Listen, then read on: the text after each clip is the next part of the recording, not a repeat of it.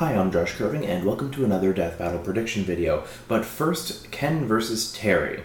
Actually, as far as I'm concerned, that episode was extremely good.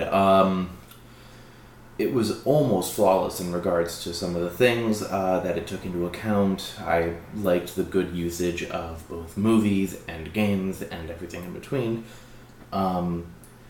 It certainly wasn't flawless.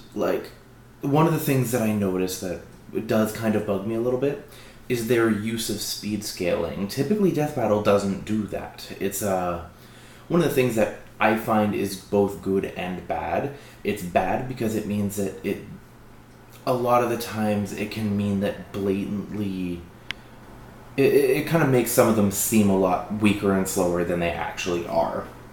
Like, for example, if everyone else in a setting has Mach 500 feats, but they themselves don't, it makes sense for a character to be scaled up to Mach 500. However, you also then get the same clusterfuck situations where, say, some obscure Marvel character has a Mach 5,000 feet, and then suddenly everyone is trying to scale anyone who's fought them, and then everyone who's fought those people, and then you just get a clusterfuck of, Mach 5,000 street-level Marvel characters. So I feel it is helpful to avoid situations like that, but it's also strange that they were specific about this one. The feat was Jamin's bullet catch, which I think I mentioned in my prediction video, but if not, then catches bullet, flicks it back, basic shit. The issue that I have with that is actually more that it's not Ken's best scaling feat, and it's actually not even above anything that Ken would scale to either. It was just a very strange choice because they were very specific about Ryu in base dodging gunfire when they were doing Ryu versus Scorpion, and Ken spars with this guy on a regular basis, so it's kind of contradictory to what they've already stated. Naturally, yes, as I stated in my prior prediction video, Terry, if you include scaling, scales to Elizabeth, who has some of her light shenanigans that makes her relativistic. But Ken also can scale to a solid amount of feats, like a Mach 1,400-ish, I think, feet from M. Bison. But that was really my only gripe with a lot of the research, but it's kind of what I expect from Death Battle. But this is the first time where they've gotten so close to what they're, I guess, actually supposed to be doing. The big thing here is whether it's going to persist or not, because it's a good thing if it means that they're getting closer to what the the versus battle community is actually like. That's a good thing. It's a bad thing if they only use speed scaling in situations where they want it to. So, as long as we keep seeing it used, it's okay. But as long as it's used this one time this happened, and that's what we use as a reasoning for this character to win, that's when it's an issue. So I'm hoping we don't see that. The animation itself was actually phenomenal. It's easily the best sprite animation that we've had in this season of Death Battle so far. I know that's not a really high bar considering we lost Hypergauge this season, so whoever that animator was, keep them around. It's their best hope right now for good quality sprite battles. I definitely liked the flow of the fight. It felt a bit stationary, as in it didn't move around too much. Honestly, though, it didn't really need to. The one thing that I will say, though, is that, damn, they made Terry a dick. For the final blow, Ken was already unconscious on his feet. And then, this is a fight that was oh, hey, I'm sparring people. And then he takes on a challenger, and Terry comes in, and then just straight up murders him. Terry is a dick in this fight. There's no defending that. He was entirely, out of the fight. He won. And it was just, nope, there will be blood. Anyway, So now with that over, we have the next battle, which is Amy Rose versus Ramona Flowers. My first reaction to this fight was, oh god, not another Sonic fight. Not because of any particular thing against Sonic characters or against the Sonic games themselves, besides 06, no one likes 06. But more because of what it does to the forums. The Screw Attack forums become a death pit of psychoticness. In particular, there's a lot of very shitty arguments. It's because it does have one of the more diehard fan bases, and some of that fan base can be absolutely terrible. I don't know if saying the word Neosonic out loud will make anyone who's been on the forums cringe. If they did, leave it in the comments. Make sure to let me know that I hurt you. Anyway, I feel like this is actually one of those fights that I should get a bit more in depth with. Because I've looked at a lot of prediction videos already, and most people who are doing predictions actually know very, very little about either Scott Pilgrim or Ramona's feats in particular, as in they haven't done really enough research. They look at the items that she has and like one or two feats, which means they probably looked at the death battle prediction blog thing that started up. I'm not going to go too much into that, but they left out a lot, and based on what a lot of discussion was in the forums, what they left out was left out intentionally. So, alright, so I'm going to get started on stats. So we've got strength for both Ramona and Amy. I'm going to do both at the same time for better comparison. We're starting with Amy, and her best strength feats are usually damaging some of Eggman's robots. A lot of these are done in Archie, but one of them was also done in the Sonic X cartoon, in which she threw her Pico Pico hammer, and it basically made like a decent sized crater in one of the like egg fleet carrier things, and like the ship went down, I'm pretty sure. This is a pretty damn good feat. Like, it should be around building level. It's hard to really get a good gauge for because of the fact that we don't know what exactly the hammer did. It put a decent dent in it and probably hit something important, but we don't know really how much destruction itself was caused by the attack. Though she threw that hammer pretty fucking far. That's probably one of her best feats. One of the feats that has been thrown around a lot with her is like damaging this one machine that Sonic was unable to damage himself.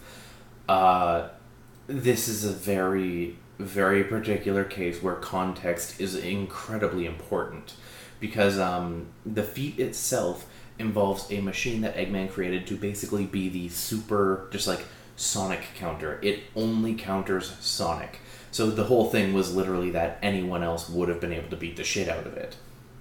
That's the whole thing.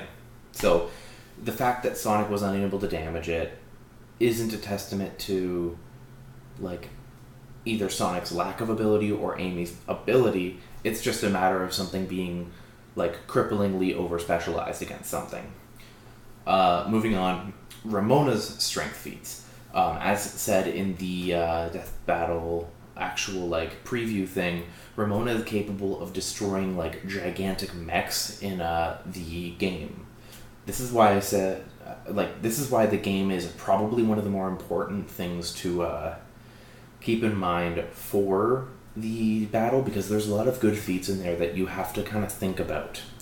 That a lot of prediction videos just haven't, because I don't think a lot of them know about the game, really. Or if they do, they only briefly played it. So then you have these gigantic robots that Ramona's taking down. It sounds pretty similar to the Amy feat, though the machines were destroyed outright. Beyond that, and I think the largest mech of them was basically like Gundam sized, as they stated in the Death Battle preview. Beyond that, you could argue some things, but I'll wait until kind of that argument until the end of the video. And to kind of say why that argument doesn't work and why it probably shouldn't for the betterness of things. Okay, so then we get into... So, inherently, we actually have a pretty solid tie there. Maybe not exactly tie, but it doesn't lean in enough of a way one way or the other that one side would blatantly win off of it. So that's pretty interesting because that doesn't usually happen. And you're certainly not scaling Amy to like Sonic's like city level feats because God knows she's not scaling to anything because she typically doesn't get involved with a lot of the higher end fights, and she hasn't really like beaten anyone in a serious fight who would get the city level. So then we have durability, which in frankness is just both ways. Same thing both ways. They're both probably about even in this, simply because of the fact that that's their DC, that's their durability. It's based on physics. So then we have speed. This is where things get a lot more dicey and where a lot of people are actually making mistakes. Amy first. Her whole thing is that she can chase after Sonic. Okay. Here's kind of where the argument breaks down and where it does ultimately come down to where Death Battle places this. She can chase after Sonic. However, it is entirely unclear how fast Sonic goes in those particular circumstances. It's very well known that Sonic is an arrogant dickbag who like holds back for everyone else around him. So it is obviously not valid to scale her to his top speeds. And then, so you'd ultimately get the situation where you scale her to his casual speeds, where a casual speed of a character is hard to place, because ultimately you can hold back as much as you want. She should at least be Mach 2, probably higher. So it's a dicey situation because it's very difficult to say exactly how fast she is, but if I was actually going to... This is just a guess. This isn't based on anything, but it is based on averages of characters in the series. She would probably be somewhere in the, like, Mach 100 to 500 range, just because there are a lot of characters who would probably be about that fast. Like, again, that's not based on anything. Okay, so then we have Ramona. This is where a lot of the people not knowing about the game is ultimately biting them in the ass, because Ramona has a large number of speed feats in the game. The bullets that are fired, you can typically make a full attack, wind up and swing with the hammer in the time that it takes for these bullets to move maybe 2-3 feet. So boom, you've immediately got like probably a Mach 6 or 7 feet. But that's not the thing. You also have the fact that in the final battle against Gideon, so this is end of game, and with the power of love as well. I'll get into items and abilities in a bit. But you have the situation where meteors are coming down during the fight with Gideon, and they are on fire, meaning they have reached ablation speed. And I think ablation speed is a minimum of Mach, I think Mach 5 or Mach 6, and you can move pretty fast in comparison to those as well. So again, another good jump up in speed. And then during the final phase of Gideon, he straight up is having lightning strike down on you, and this is where one of the things on the forums that was very much discussed, that was very poorly attempted to be countered. Um, the speed that Ramona can swing her hammer uh, is in the same amount of time as the lightning itself moves about a foot or so down. That is a blatantly hypersonic, like at least Mach 500, if not higher, feat. So that is a game changer. That is something that would net Ramona the win, because I don't believe they would be placing Amy any higher than that. Okay, so that's the one stat that is much higher if they use it. However, it is much, much lower if they don't. Again, the number that I gave Amy isn't based on anything, so it's even possible that the two of them might be judged on a similar level because of Ramona's speed against the bullets, and then Amy's casual sonic, like Mach 1 or whatever. So then you would actually have to look at the abilities and equipment. So first you have Amy's Pico Pico hammer. It's honestly, a lot of people attribute a lot of the strength and shit that she has to the hammer, but that's generally just looped into destructive capacity anyway, so I don't think that's worth too much of a mention, though it should be noted she can summon the hammer, make multiple, and increase its size up to a pretty huge degree. Other than that, she doesn't typically have very many weapons. That she does have plenty of other abilities, as I'll go into in a second, but Amy, that's all Amy has for weapons. Ramona herself, she mainly uses either the titanium baseball bat, which is, I think, a +1 against blondes or something, and she has a large hammer, which is a +2 against girls. Now, a lot of people have actually had been in a bit of a tizzy about it being a generic +2. So, what does that mean? Is it a +2 to damage? Is it a +2 to accuracy? What is it a +2 for? And how much is that comparatively? For how much it actually is worth, I do think that Death Battle actually summed it up pretty well in the preview, where, for the most part, major changes in stats are actually represented through fairly small numbers. For example, like the Power of Love, which is a massive boost for Scott, only had like +3s and I think maybe a +4 at the most. I don't believe so though. And in the movie, Gideon was getting like +7s, and that made him absolutely shit stomp most people. Like, if it wasn't for Knives and Scott working together, they would have no doubt lost. So then you also have this situation where this number, what does it mean? Is it accuracy or damage or anything? But I actually think it applies to both. If we're going to use D&D logic, for example, it would count as a +2 hammer.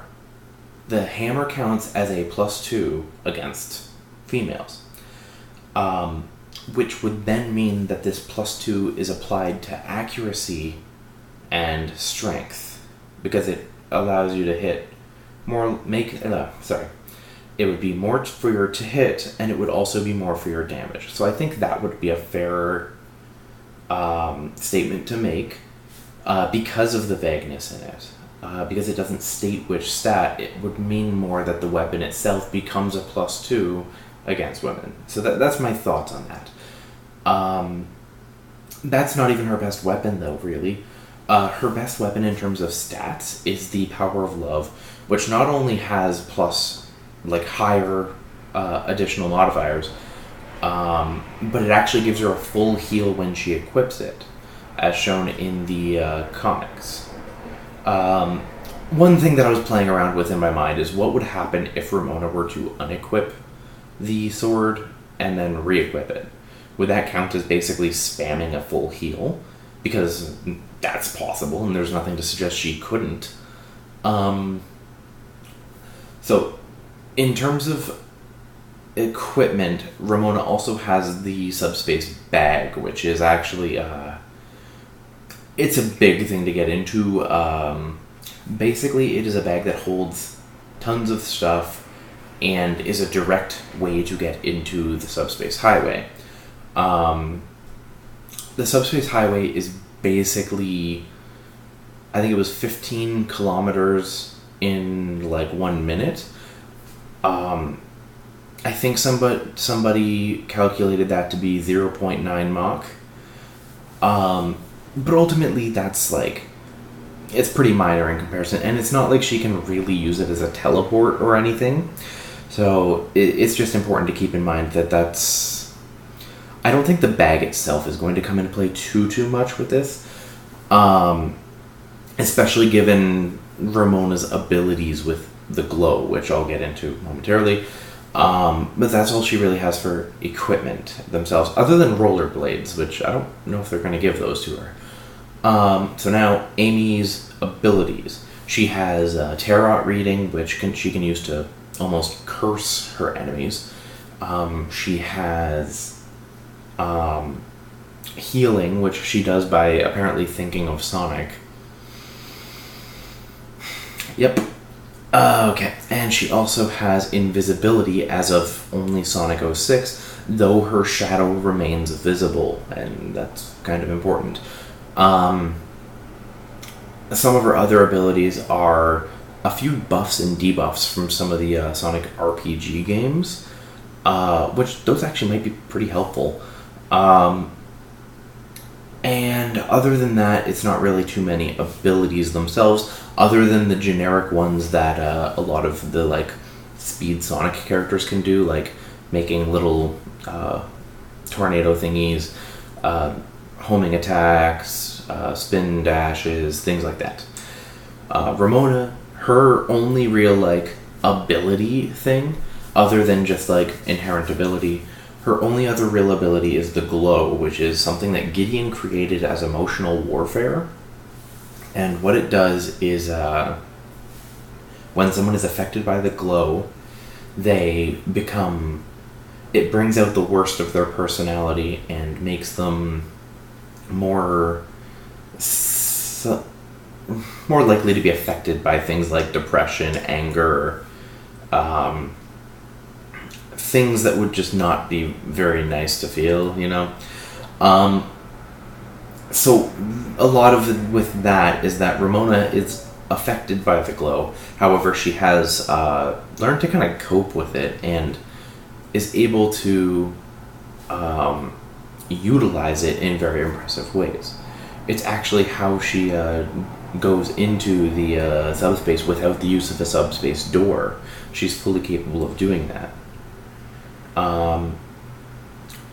But one of the biggest things with that is that there is another kind of subspace other than the subspace highway called mind subspace, which means that Ramona would be capable of going into the subspace highway and then into someone else's head.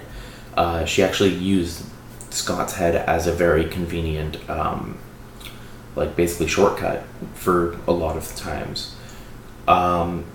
This does mean there is the possibility of a mindfuck aspect to this fight, where Ramona could get into Amy's head and infect her with the glow. That is something that Scott even did to Gideon at the end of the series, showing that it can be done. If Ramona does infect Amy with the glow, it is really, really vague as to what would probably happen. If I had to guess, it would mean that she would, I think she would probably be hit by depression. That would probably be the big thing. And it would take her mind out of the fight completely. So I feel like that's probably what would happen. And that's really the only function of the glow that would really be required in this fight. There are a few other things, but I don't think they'll be that helpful. So that's basically everything right there. So for me, I do think Ramona would win, but this is entirely dependent on what they're actually going to take into account. The lightning feat only really applies through pixel scaling and things like that, which they haven't really been shown to use very much. So it's unlikely that she's going to be given that, even though typically in the Versus community it would be allowed. And it also very much depends on how much they're willing to scale Amy to the things around her. So this one could go very many ways. It's honestly one of the closer fights that we've had in a while. But ultimately, I am very happy to be getting away from another Sonic debate. Not happy with that. At least we get to see the Scott Pilgrim sprites again, and in a non-joke fight. Well, I am Josh Curving, and I will see you guys after this one. And have a good one.